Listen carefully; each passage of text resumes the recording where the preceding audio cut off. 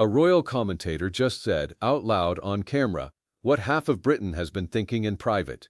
Harry should step down. Not from his title, not from his marriage, from Invictus, the one thing in his post-royal life that was supposed to be untouchable. I'm Edmund Hale, and what I'm about to walk you through is the story behind that sentence. Because when a veteran royal journalist stands in front of a camera and says a prince is using public pressure to force his own father into an appearance, that isn't gossip. That's someone naming out loud a strategy. And once a strategy has a name, it can't be quietly walked back. By the end of this video, you'll understand exactly what Harry is accused of doing, why 2027 is the year that makes it impossible to ignore, and why insiders say Charles is now facing a decision he has spent 2 years trying not to make. Richard Eden didn't mince words.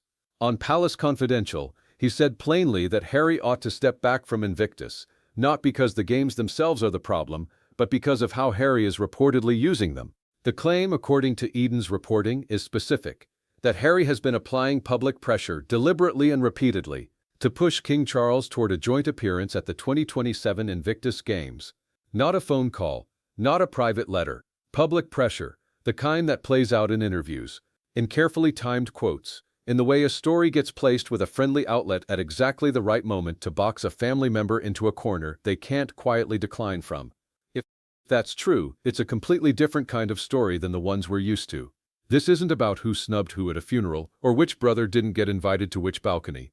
This is about a son trying to engineer his father's hand, using the one platform even Charles's fiercest critics agree Harry built honestly, and turning it into leverage. To understand why this accusation lands as hard as it does, you have to understand what Invictus actually is to Harry. Everything else Harry built after leaving royal life gets picked apart. The streaming deals get called cash grabs, the interviews get called scripted, the book got called score settling. But Invictus is the one project almost nobody, not even his harshest critics, has ever seriously attacked. Wounded, injured, and sick servicemen and women, competing in an international sporting event Harry created from nothing, inspired by his own military service. It's real, it's documented, it works, which is exactly why it's such effective leverage. If Harry wanted to force a public reunion with his father using a lawsuit, or a documentary, or a tell-all interview, everyone would see it coming from a mile away and dismiss it instantly as manufactured drama. But Invictus is different. Nobody can accuse Harry of exploiting wounded veterans for a family feud without looking like the villain themselves, and according to Eden's analysis, that's precisely the shield making this pressure campaign so difficult for the palace to push back against. Now here's why the timing makes this impossible to quietly ignore. 2027 isn't just another edition of the Games. Multiple royal commentators have pointed to it as a symbolically loaded year, falling within a stretch widely discussed as a milestone period for Charles's reign, at a point when questions about his health and his remaining active years as monarch have become part of the ongoing public conversation. If there is ever going to be a last realistic chance for a father-son public reconciliation moment before the window closes for good, 2027 is being read by royal watchers as exactly that moment. And that's what turns an ordinary scheduling question, will the king attend Invictus or won't he, into something with far higher stakes than it would carry in an ordinary year. Type pressure in the comments if you think using an event like this to force a reunion crosses a line, because what insiders describe happening behind the scenes over the past several weeks is exactly the kind of quiet campaign that never gets confirmed until it's already too late to stop. According to people close to the Sussex camp, speaking, as they always do, on condition of anonymity, the campaign isn't built around one big ask. It's built around small, repeated ones, each one reasonable on its own, each one designed to make refusal look worse than acceptance. It starts with the interviews. Over the past year, Harry has given several that touched, briefly and almost casually, on his hope that his father might one day attend an Invictus event. Never a demand, always framed as a wish. I'd love for him to see it in person. It would mean everything to the competitors. Each quote, on its own, sounds like nothing more than a son missing his dad. But stack them together, and a pattern insiders say the palace has noticed emerges. Every few months, a new quote lands in a new outlet, always gentle, always sympathetic, always impossible to criticize without looking cold. And every time one lands, it resets the public conversation, reminding millions of readers that the king has so far chosen not to go. That's the mechanism Eden is describing when he talks about public pressure, not a threat, not an ultimatum, a drip campaign, engineered so that refusing eventually costs Charles more in public goodwill than attending ever would.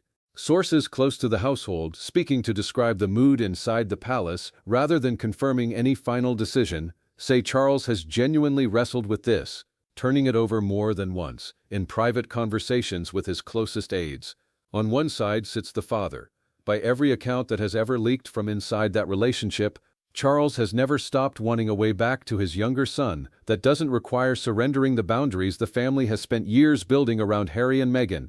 An Invictus appearance, on paper, looks like the safest possible venue for exactly that. No formal reconciliation statement required. No need to address the book or the interviews or the lawsuits. Just a father showing up to support wounded veterans, with his son standing nearby. On the other side sits the monarch, and the monarch, according to those same sources, understands something the sentimental version of this story leaves out. If he attends because of pressure, rather than on his own timeline, every future ask gets easier for whoever makes it. Precedent, in royal life, is currency. Give in once under a media campaign and you've taught every party involved, not just Harry, that public pressure works better than private conversation. That tension, insiders say, is exactly what's kept Charles from giving a straight answer for months, even as the requests keep landing. Here's where we move from confirmed public reporting into territory that has to be framed carefully, because nobody in the palace has gone on record describing exact private conversations. What follows is a reconstruction, based on patterns royal commentators have pieced together from aides' comments, body language at recent public events, and the kind of things that tend to leak sideways rather than through official channels. Treat it as an informed account of the mood inside the institution, not a transcript of an actual meeting. According to that account, the subject came up directly during a recent private briefing at Clarence House, where Charles's communications team laid out in blunt terms exactly how the will he or won't he story had been building in the press. One aide reportedly told the king the coverage had shifted from occasional mentions to what she called a rolling story, meaning it was no longer a one-off question reporters asked once a year, but a live narrative updating every few weeks, with Harry's side supplying just enough new material to keep it moving. Charles, according to that same account, listened without interrupting, then asked a single question, whether declining publicly would do more damage than attending under pressure. Nobody in the room reportedly gave him a confident answer. Because there wasn't one. Every version of the plan carried a cost, and predicting which cost would be higher, 6 months and 1,000 headlines from now, was closer to a wager than a communications strategy. If Charles is caught between father and monarch, William's position, as reported by multiple royal commentators, is considerably less conflicted, and reportedly considerably more blunt. According to people familiar with his thinking, William's concern isn't sentimental at all, it's operational. A joint appearance means shared security planning, shared logistics, and an image, captured by hundreds of cameras, of the King and the Duke of Sussex standing in the same frame for the first time in years. Once that photograph exists, it exists forever, and it becomes the reference point for every future family story, whether the palace wants it to or not. William, according to those same accounts, has reportedly raised a pointed question with his father's office. If Charles attends Invictus specifically because of sustained pressure, what happens the next time Harry wants something and applies the same pressure again? Does the palace really want to establish publicly that this particular tactic gets results? That's not William trying to keep his brother out of his father's life. Royal watchers who've tracked William's approach to Harry over the past several years describe it consistently the same way. He's not opposed to contact between them. He's opposed to contact that happens on someone else's terms, engineered through the press rather than agreed upon privately. It's the mechanism he objects to, not the reunion itself. If you've been with me through stories like this before, you already know. I try to go past the headline version everyone else is repeating. The documents, the timeline, the actual mechanics behind a story like this one. That's exactly what's happening here. And there's a thread I haven't resolved yet, what Meghan is reportedly pushing for behind the scenes, and why her position on this might be the most consequential one in the entire story. Subscribe now, because I'm coming back to that in a few minutes, and it changes how the rest of this plays out. Now let's talk about the part of this story that's drawing the sharpest reactions, because according to royal commentators, Meghan's involvement isn't incidental, it's reportedly central to why this pressure campaign exists at all. Sources close to the Sussex household describe Meghan as the strongest advocate, internally, for pushing publicly for a joint appearance, not necessarily out of sentiment toward Charles, but because a highly photographed reconciliation moment would do something no amount of brand deals or media ventures has fully managed to do. reset the public narrative around the Sussexes, from the couple who left to the family that found its way back. That's a valuable story to be part of, commercially and reputationally, and royal watchers who track the Sussex brand closely have noted that a reunion photograph, timed to a global charitable event with genuine emotional weight, would be worth more to that narrative than almost anything else available to them right now. Critics point out that this reading fits a pattern that's followed Meghan for years, not manufacturing conflict, but positioning herself to benefit from moments that carry real emotional stakes for other people. Supporters counter that wanting your husband to reconcile with his father is an entirely normal thing for a spouse to want, regardless of any public relations benefit that happens to come with it. Both things can be true at once, and that's exactly why this detail is proving so difficult for either side to spin cleanly. What multiple accounts agree on is this. Meghan has reportedly told people close to her that she believes Charles owes it to his grandchildren to make the effort, a framing that, if accurate, shifts the entire ask from reconcile with your son to show up for Archie and Lilibet, which is a considerably harder position for Charles to publicly decline. There's a cost to this story that has nothing to do with royal politics, and it's worth pausing on because it's the one nobody in this fight seems to be talking about directly. What happens to Invictus itself if it becomes known publicly as the event where a father-son power struggle finally played out? Invictus was never supposed to be about the royal family. It was built around wounded competitors, their recovery, their achievements, deliberately separate from the palace intrigue that follows Harry everywhere else. The moment this year's games become defined in headline after headline by whether the king shows up and why, that separation collapses. Every camera in the stadium stops being about a competitor crossing a finish line after years of rehabilitation and starts being about whether two royal men are standing near each other. That's part of what Eden's argument is actually built on when he says Harry should step back, not that Harry doesn't care about Invictus, but that the more Harry's name becomes tied to a pressure campaign involving his father, the more that shadow follows the event itself, at the exact moment its founder should want it to matter for its own sake. Let's play out both versions of this because each one carries consequences that will outlast the actual event by years. If Charles attends under whatever framing the palace eventually settles on, the image will be everywhere within minutes. Wire services, front pages, every royal commentary channel on this platform, all running some version of the same headline, "The King and the Duke together again." For a few days it will look like a genuine turning point. But royal historians point to a consistent pattern in stories like this. A single photograph rarely resolves years of accumulated distance. It creates a moment, not a relationship. The deeper questions about trust, about the book, about the lawsuits, about whether Meghan and the children are meaningfully welcomed back into royal life or simply present for one symbolic afternoon, none of those get answered by a handshake at a sporting event.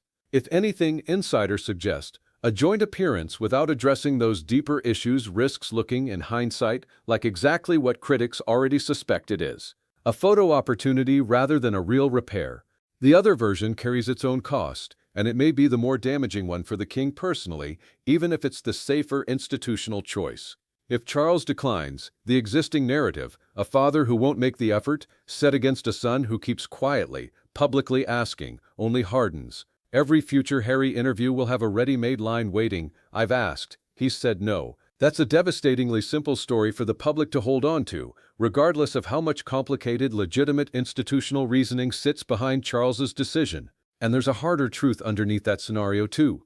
One royal commentators have started raising more openly in recent weeks. If health and time genuinely are factors shaping how Charles's household is thinking about the years ahead, a declined invitation to see his own son at an event built around resilience and recovery is the kind of decision that tends to be viewed very differently in retrospect than it is in the moment it's made.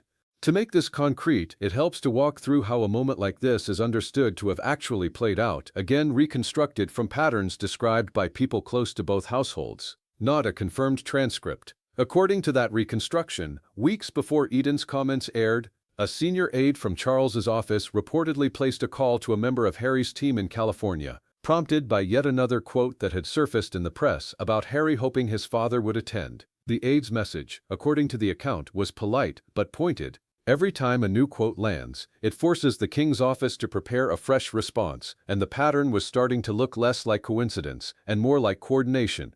The reply from Harry's side, according to the same account, was that no story had been placed deliberately, that Harry had simply answered honestly when asked, the same way he always does, and that the palace was reading intention into something that was in their telling, nothing more than a father missing his son saying so out loud. Whether that explanation was accepted is unsurprisingly unclear. What is clear, according to multiple people familiar with the exchange, is that the call ended without resolution, and that a similar quote from Harry surfaced again in the press, less than a month later, which is precisely the detail Eden has pointed to as evidence the pattern isn't coincidental at all. It's worth stepping back and asking what history actually tells us about moments like this, because the royal family has been here before, in different configurations, more than once. Royal reconciliations staged around public events have a mixed track record. Sometimes the moment itself does genuinely soften years of distance. A shared appearance becomes the first step towards something real, precisely because it lowers the stakes of that first encounter below the level of a formal, emotionally loaded private meeting.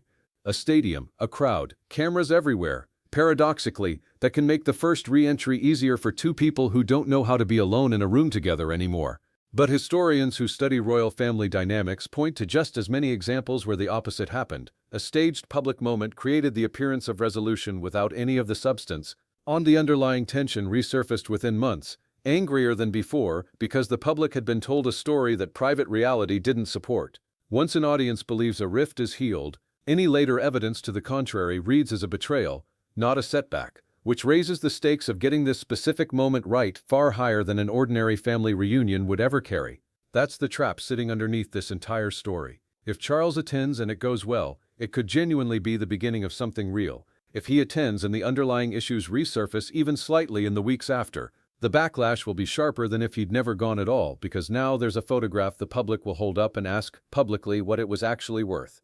There's one more layer to this that makes 2027 feel less like an arbitrary date and more like a deadline, whether anyone involved wants to say that plainly or not. Royal commentators have spent much of the past 2 years discussing, carefully and without ever crossing into anything approaching a medical claim, the reality that Charles's reign is now well into a stretch where every major public commitment carries slightly more weight than it did a decade ago. Nobody credible is predicting anything specific, but the pattern of caution around his schedule, the periodic adjustments to his public engagements, and the increasingly common framing of milestone years in royal commentary all point toward the same unspoken understanding: opportunities like this don't stay open indefinitely. That's the pressure sitting underneath Eden's criticism, whether he says it outright or not. If Harry genuinely believes 2027 might be one of the last realistic chances for a meaningful public moment with his father, then the calculation shifts entirely. It stops being a question of tactics and starts being a question of timing, and very few people, including plenty of Harry's harshest critics, would say a son shouldn't feel urgency about that, even if the way he's expressing it makes an already fragile situation more complicated for everyone else involved. It's worth being fair to Harry's side of this too, because the version where he's simply and cynically engineering a photo opportunity isn't the only way to read it. People who know Harry well have pointed out, consistently over several years, that his relationship with his father has always mattered to him more than his public image would suggest, that beneath the interviews and the book and the lawsuits sits someone who has repeatedly in more private settings expressed genuine hurt over the distance between them, not strategic calculation. Under that reading, the repeated Invictus comments aren't pressure tactics at all. They're simply what happens when someone keeps being asked in interview after interview whether he thinks his father will ever come, and keeps answering honestly that he hopes so. If that's the accurate version, then Eden's public pressure framing gives Harry far more credit for strategic media manipulation than the situation actually deserves, and turns an ordinary, understandable wish into something that sounds far more calculated than it may actually be. The uncomfortable truth is that both readings are plausible, and from the outside there's no clean way to prove which one is closer to what's actually happening in private. That ambiguity is exactly why this story has stayed alive for as long as it has. In everything we've covered so far, there's a group almost completely absent from the conversation, and it's worth pausing to name them directly, because they're the reason Invictus exists in the first place: the competitors. Wounded, injured, and sick servicemen and women who train for years, often rebuilding basic physical function from nothing, to compete on that stage.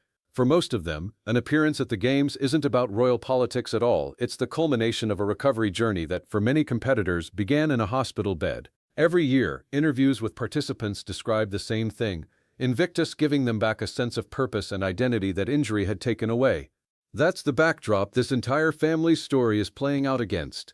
And it's precisely why critics of Harry's alleged pressure campaign feel so strongly about it, not because they doubt his commitment to the cause, which by every account remains genuine and deeply personal, but because they worry the competitor's moment is at risk of being overshadowed by a story about two men and a stadium seat. If 2027 becomes remembered primarily as the year the king did or didn't show up, rather than as the year a specific competitor completed an extraordinary comeback, something real gets lost, regardless of who is right about the pressure campaign itself.